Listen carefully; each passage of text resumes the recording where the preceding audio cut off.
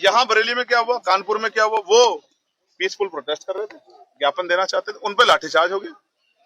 लेकिन जो डंडे हथियार लेके फतेहपुर में मकबरा तोड़ने गए, उनको किसी ने छठी भी नहीं लगाई। तो ये दो तरह का रवैया, इसको हिंदू हो, मुसलमान हो, जैन हो, सिख हो, क्रिश्चियन हो, बौद्ध हो, कोई नहीं कहेगा जो बात मैं कह रहा हूँ कि ये चंद्रशेखर ने गलत बात की। मुख्यमंत्री जो कह रहे हैं उस पर क्या कहना चाहेंगे? क्या कह रहे हैं? ठुकाई पिटाई करेंगे, 7 पीढ़ियां याद रखेंगे, ऐसा सबक सिखाएंगे। ये भाषा, पहली बात तो ये भाषा किसी मुख्यमंत्री की नहीं हो सकती। मुख्यमंत्री पद की एक गरिमा है, एक अहमियत है। पहले भी मुख्यमंत्री हुए हैं, ठोक देंगे, पीट देंगे, ये कर देंगे, वो कर देंगे। और अपराधी पलायन कर गए थे तो अपराध कहां से हो रहा?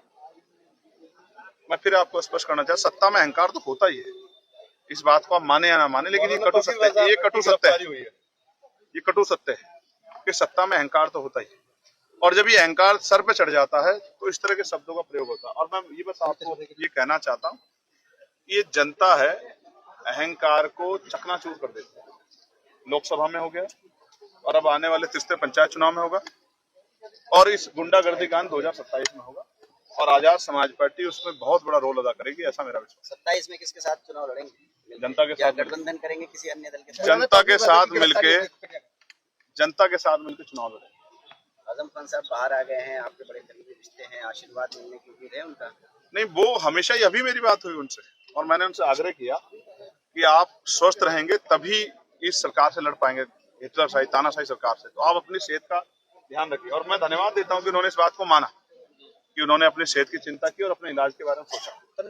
वो जेल में थे, पता नहीं किस तरह का बर्ताव। मैं तो गया था जेल में इंजन से सीतापुर, आई थिंक सीतापुर से, हरदोई या सीतापुर,